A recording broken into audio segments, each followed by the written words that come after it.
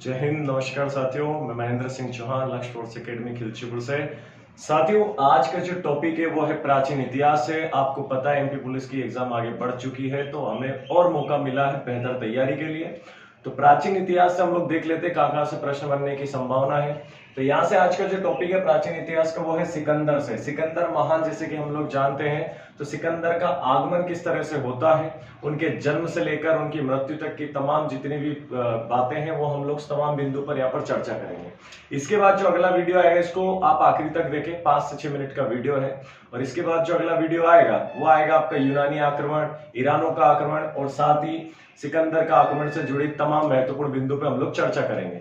चलिए देखते हैं और आइए शुरू करते हैं यहाँ पर। तो सबसे पहली बात यहाँ पर देख लें कि सिकंदर महान का यानी सिकंदर का जब भारत में आगमन होता है तो उनसे जुड़ी बात है कि सिकंदर का जन्म कब हुआ था। तो सिकंदर का जन्म यदि हम देखें तो 356 बीसी यानी कि ईसा पूर्व, बीसी यानी कि ईसा पूर्व। और ईसा पूर्व क्या होता है? ईसा पूर्व से मतलब जीसस क्राइस्ट, यानी कि जो जीसस क्राइस्ट जो थे उनके जन्म से पूर्व की जो उनका जन्म था उस समय क्या होता था, उल्टी गिनती चलती थी। ठीक है ना, उल्टी गिनती। तो ऐसे इनके बारे में बातें हैं। तो इनका जन्म 356 बीसी में हुआ था। इनके पिता की यदि हम बात करें तो इनके पिता का जो नाम था, इनके पिता का नाम था फिलिप। इनके पिता का क्या नाम था? फिलिप। ठीक है, तो ये भी आप लोग को याद रखना है कि इनके पिता का क्या नाम था। तो इनके पिता का नाम फिलिप था। ठीक है, और इनके पिता की जो मृत्यु हुई थी, तो मृत्यु से भी आपको याद रखना है, इनके पिता की जो मृत्यु हुई थी 329 ईसा पूर्व में। कब हुई थी? 329 ईसा पूर्व में। जब इनके पिता राजा फिलिप की जब मृत्यु होती है, ठीक है, उसके बाद ही इनके अंदर जो है विश्व विजेता बनने की इच्छा जागरूक होती है और वहीं से विश्व विजेता बनने के लिए अपना अभियान चालू करते हैं। ठीक है, तो यहां से आप लोग को ये बात याद रखनी है। और साथ ही इसके बाद आपको याद रखना है इनके गुरु का नाम क्या था। ठीक है, तो यहाँ पे जो सिकंदर है, सिकंदर के जो गुरु थे, तो इनके गुरु का नाम आपको याद रखना है। इनके गुरु का नाम क्या था? अरस्तु। क्या नाम था? अरस्तु। ठीक है, तो ये भी आपको याद रखना है कि इनके गुरु का नाम क्या था? अरस्तु था। ठीक है, ये वही अरस्तु जिन्होंने जीव विज्ञान और आपका जूलॉजी यानी बायोलॉजी, जूलॉजी की क्या की थी, उसके पितामह जो कहा जाता है। ठीक है ना, तो ये वही अरस्तु है। तो ये भी आपको याद रखना है। और अरस्तु के जो गुरु थे, अरस्तु के गुरु का क्या नाम था? तो ये भी याद रखना है। उनके गुरु का नाम प्लूटो था। क्या नाम था? प्लूटो। तो याद रखना, सिकंदर के गुरु का नाम अरस्तु, अरस्तु के गुरु का नाम क्या था? प्लूटो। और प्लूटो के भी गुरु थे, तो प्लूटो के भी गुरु का नाम आपको याद रखना है। प्लूटो के जो गुरु थे उनका नाम याद रखना है आपको, सुकरात। कौन थे? सुकरात। ठीक है, तो ये बातें आपको याद रखनी है। यहाँ से काफी बार प्रश्न आता है कि सिकंदर के गुरु का नाम अरस्तु था, अरस्तु के गुरु का नाम प्लूटो था, प्लूटो के गुरु का नाम क्या था? सुकरात था। ठीक है, तो इतनी बातें आपको याद रखनी है। तो जन्म याद रखना है 356 ईसा पूर्व में, पिता उनके फिलिप, मृत्यु उनके पिता की 329 में हुई थी। उसी के बाद उनके अंदर विश्व विजेता बनने की इच्छा जागरूक होती है। उनके गुरु का नाम अरस्तु था। यही अरस्तु वही है जिनने बायोलॉजी, साथ में आपका जूलॉजी, ठीक है ना, तो इसके पितामह भी यही कहे जाते हैं। और साथ में उनके गुरु का नाम प्लूटो, प्लूटो के गुरु का नाम क्या था? सुकरात। तो ये आप लोग को याद रखना है। क्लियर है? चलिए, तो मैं इसको हटा देता हूं यहां से। चलिए, इसको मैं यहां से हटा देता हूं। उसके बाद हम लोग देखते हैं कि किस तरह से भारत में एंटर होते हैं। तो जैसे कि हम लोग जानते हैं 329 में जब उनके पिता की मृत्यु हो जाती है तो 326 ईसा पूर्व में, 326 ईसा पूर्व में वो क्या होता है, यहाँ से एंटर होते हैं। कहां से? और वो रहने वाला था सीरिया का। ठीक है ना, सीरिया का। तो सीरिया से वो क्या होता है, यहाँ से एंटर होता है। और उस समय यहाँ पर एक स्थान था तक्षशिला। ठीक है, एक तक्षशिला नामक स्थान था। तो तक्षशिला का एक शासक था, राजा हम लोग बोल सकते हैं। ठीक है ना, तो तक्षशिला का एक शासक था। ठीक है, दिखाई दे रहा है आपको? ठीक है, दिखाई दे रहा है। ठीक है, तो तक्षशिला यहाँ का एक शासक था जिनका नाम था अंबी। ठीक है, अंबी याद है। ठीक है, तो ये अंबी ने क्या हुआ, सिकंदर की काफी मदद की कि यहाँ से एंटर होने में। तो यहाँ से 326 में ये एंटर होते हैं। ठीक है, और तक्षशिला के एक शासक था राजा अंबी, उन्होंने इनकी काफी मदद करी थी। उसके बाद यहाँ से जब एंटर होते हैं तो पाकिस्तान का एक क्षेत्र आता है। पाकिस्तान में हम लोग जानते हैं यहाँ से एक झेलम नदी पड़ती है। क्लियर है? तो झेलम नदी के किनारे 326 ईस्वी में, 326 ईसा पूर्व में, 326 ईसा पूर्व में पंजाब का एक शासक था जिसका नाम था पोरस, राजा पोरस। ठीक है, तो राजा पोरस से इनकी 326 ईसा पूर्व में लड़ाई होती है। जिस लड़ाई को ये जीत जाते हैं, कब होती है? 326 में। और किस नदी के किनारे होती है? तो ये होती है आपकी झेलम नदी के किनारे। किस नदी के किनारे? तो झेलम नदी के किनारे। आपको याद रखना है, यहाँ से एक प्रश्न बन के आता है, वेरी इंपॉर्टेंट है, कि इनका जब राजा पोरस से युद्ध होता है तो किस नदी के किनारे होता है? तो भैया झेलम नदी के किनारे होता है। और इस युद्ध को नाम दिया गया था हाइट स्पीच। क्या नाम दिया गया था? हाइडे स्पीच, ठीक है ना, हाइडे स्पीच। तो ये भी आपको याद रखना है, ठीक है ना। इस युद्ध को क्या नाम दिया गया था, मैं ऊपर लिख देता हूं। इस युद्ध को नाम दिया गया था हाइडे स्पीच का युद्ध, हाइडे स्पीच का युद्ध। हाइडे स्पीच का युद्ध कब हुआ था, 326 ईसा पूर्व में हुआ था। किस किस के बीच में हुआ था, तो सिकंदर और राजा पोरस के बीच में, सिकंदर और राजा पोरस के बीच में, जो पंजाब का एक शासक था।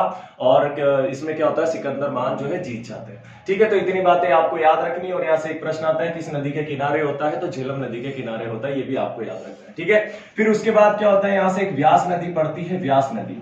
तो व्यास नदी के तट पर आकर क्या होता है कि सिकंदर की जो सेना होती है वो आगे बढ़ने से मना कर देती है। इसका एक कारण भी हो सकता है कि यहाँ हम लोग ये वाला क्षेत्र जो हम देखते हैं, तो यहाँ पर आपका मगध राज्य पड़ता है। क्या पड़ता है, मगध। और मगध राज्य में उस समय जो शासन था वो नंदवंश का शासन था। किनका था, नंदवंश का। और नंदवंश में जो उस समय जो सबसे, हम लोग कह सकते हैं सबसे भयानक जो शासक था वो क्या, उस मतलब, ठीक है ना, सबसे भयानक जो शासक था उसका नाम था घनानंद।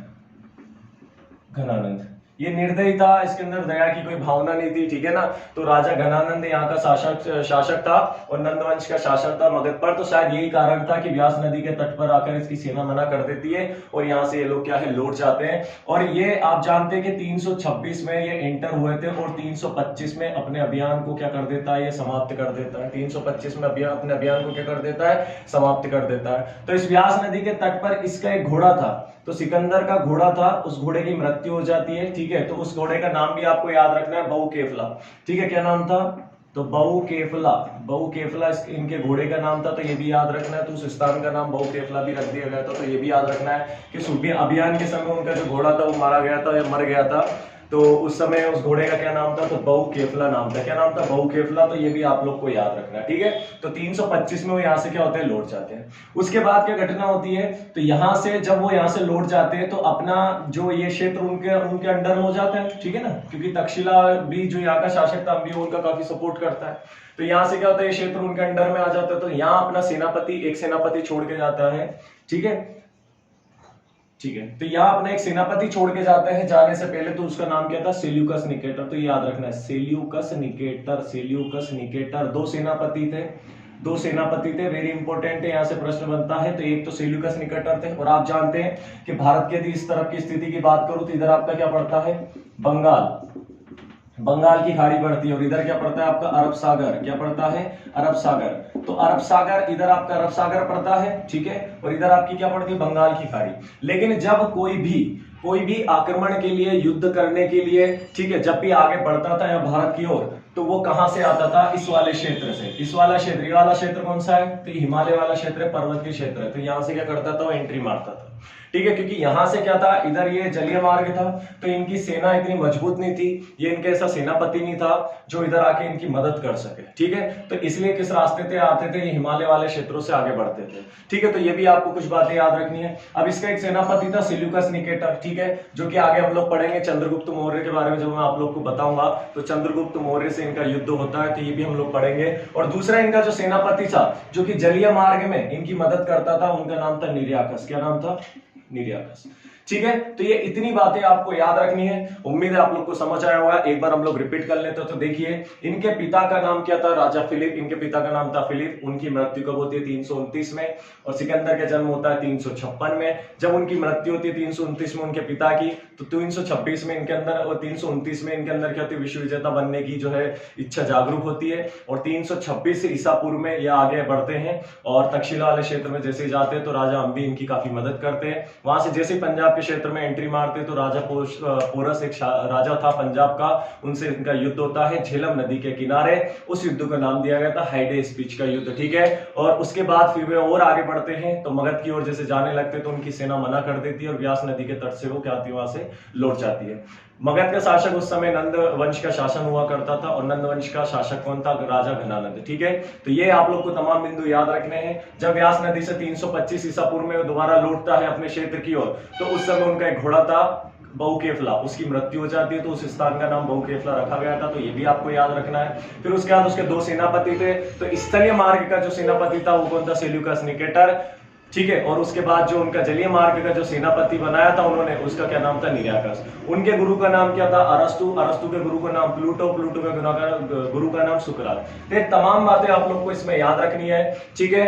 और उम्मीद है आप लोग को समझ आया होगा, और वीडियो अच्छा लगा तो लाइक करें और आगे इसको थोड़ा शेयर करें। मैं बहुत जल्द अगला वीडियो लेके आऊंगा इसी आक्रमण से संबंधित, जो कि यूनानियों का आक्रमण, ईरानियों का आक्रमण और साथ में सिकंदर का आक्रमण। Thank you.